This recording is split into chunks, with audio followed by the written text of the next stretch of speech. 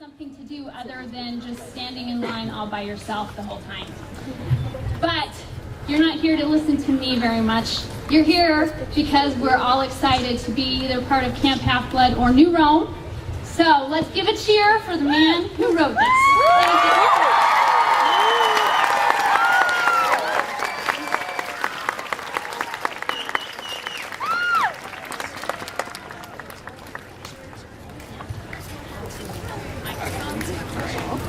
Thank you guys so much for coming out. We were just talking to give me a headset, but it made me look like Britney Spears, so I wasn't going to go for that. Anyway, it is wonderful to be here. It's great. This weather is fantastic, and thank you guys for coming out. The rain is holding off so far, fingers crossed. Great to see all you guys. If I haven't met you before, just a little bit about me and how I got to do what I'm doing these days. I never expected to be a children's author. I just had no idea that this would ever happen. If you told me 5 years ago I'd be on the docks arriving on Poseidon's yacht and talking to thousands of people, I would have laughed. I wouldn't have thought that would ever happen.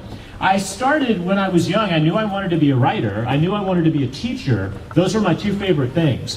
I knew that from the time that I was about 12. I got into reading because of my great English teacher who taught me about mythology and taught me about the Greek and the Norse gods and how cool they were. I read The Lord of the Rings. That was the first series that really got me into reading. And she said, hey, did you know The Lord of the Rings is based on mythology? And so I got into that, and I've loved mythology ever since then.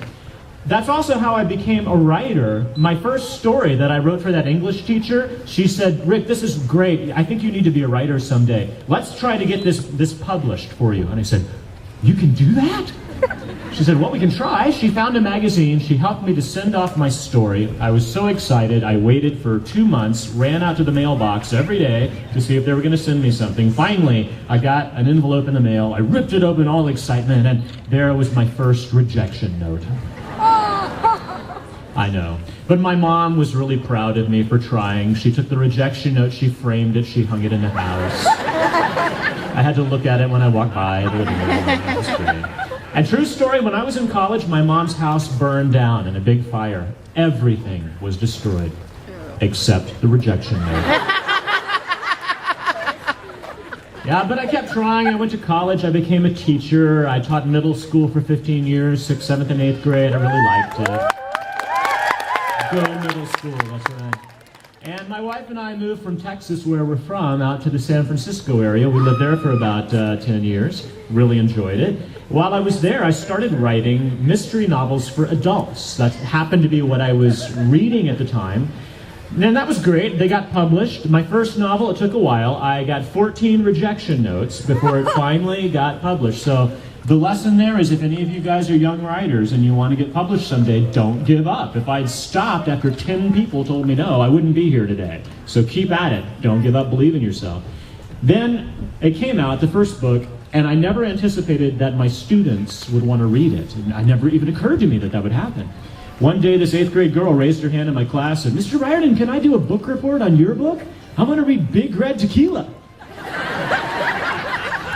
I got this terrified look on my face. I said, no, you can't read that. That's inappropriate. There's bad language. There's violence. All the kids' eyes lit up. They went, really? They all went out, started reading the books, highlighting the bad words. It was very embarrassing.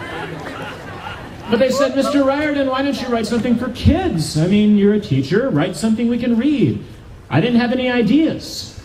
Then one day, my son, who was about 8 years old at the time, he was having a really, really tough time in school. He didn't like reading. He didn't like writing. We found out he's ADHD, and he's dyslexic, which is why, of course, reading was really hard for him. I said, well, isn't there anything that you like, anything at all in English class?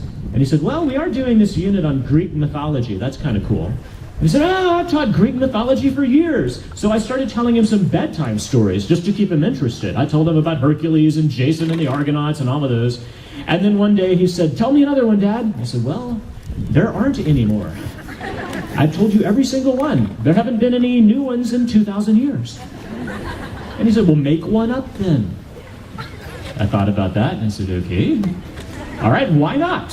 Let's just pretend that the Greek gods are still out there somewhere. What if they're still having children sometimes with mortals, like they used to? Hercules and Jason and all those guys, they were demigods, half god, half mortal. What if that was still the case? What if you found out that your real mom or your real dad was a Greek god? How would that change your life? I imagine we have some favorites out there. Anybody got a favorite god? Who would you want as your god or goddess parent? Who would you choose?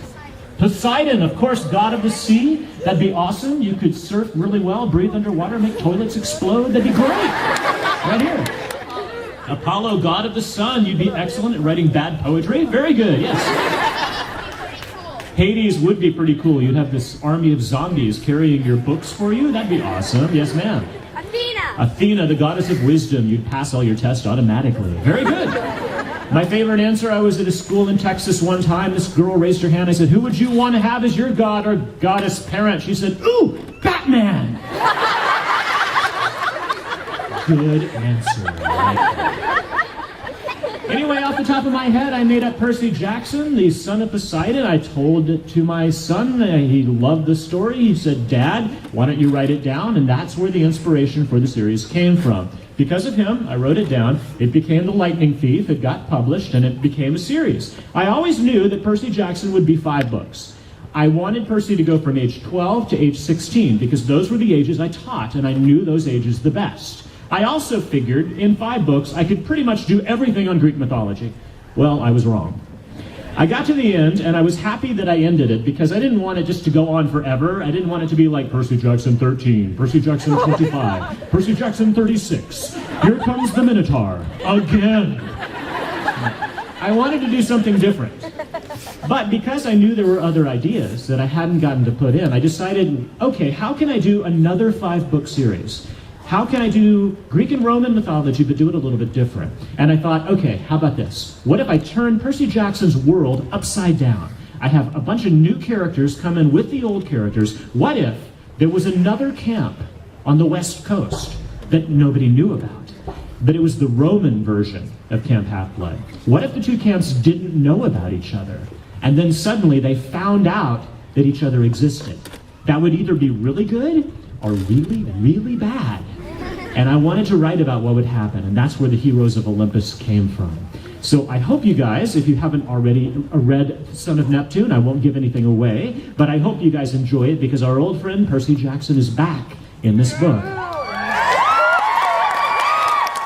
But he doesn't remember who he is, and he's stuck at Camp Jupiter, and he thinks he's a Roman demigod, and things get really strange. He's going to make a stop in Portland, he's going to make a stop in Seattle, and he's going to go right up the coast. So I hope you guys enjoy the book. At the same time, I'm working on an Egyptian series, The Kane Chronicles.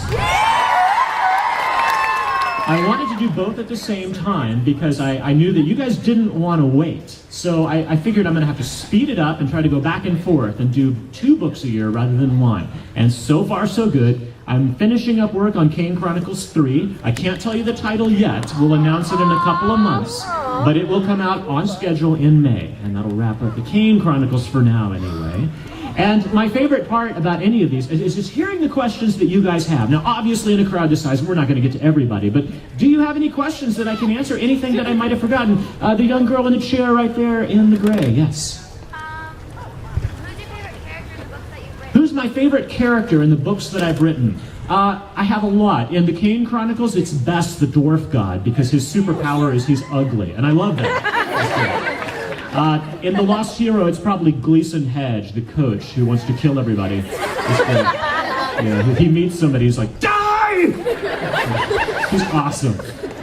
And in Percy Jackson series, it's probably Tyson or Grover, just because they're so funny. And if you haven't read it yet, Tyson is back in The Son of Neptune, and he's awesome. Somebody came up to me yesterday at the event in Southern California dressed as Tyson, and he had his own jar of peanut butter. I loved it. All right, in the brown, yes. Greek, Roman, and Egyptian mythology, what is your favorite? What's my favorite mythology? You know, Greek, Roman, Egyptian, I like them all. Obviously, I think most people know Greek mythology better than they know Egyptian, so that makes it more appealing. I will say, I think, however, of all the mythologies, my favorite is Norse mythology, the Vikings. I love that stuff. And in case you guys haven't heard, it was announced last week that that is going to be my next series. Don't worry, I'm going to finish up the Heroes of Olympus and the Kane Chronicles first, so you won't have to wait. But after that, I will do a Norse series. It's an idea I've had for years. I just haven't had time to write it, but I'm really looking forward to it.